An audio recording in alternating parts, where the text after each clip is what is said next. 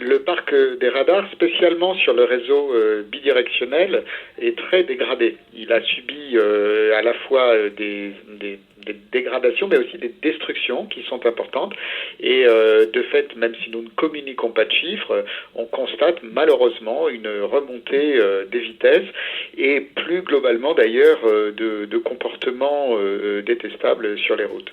Bien, dès lors que les automobilistes se rendent compte que beaucoup de radars ne marchent plus parce qu'ils sont détruits ou dégradés, eh bien finalement ce qui les retient de rouler vite n'est plus là. Et donc on voit une réaugmentation du nombre des morts. Donc qui montre bien que finalement quiconque a besoin régulièrement, grâce à un radar, de se voir rappeler qu'il faut respecter les limitations de vitesse. On estime qu'entre novembre et décembre, il y a 60 vies humaines qui auraient pu être sauvées si on avait eu ces radars pour limiter les vitesses. Le remplacement de ces radars, c'est de l'argent public. Alors, il y a deux éléments dans le coût.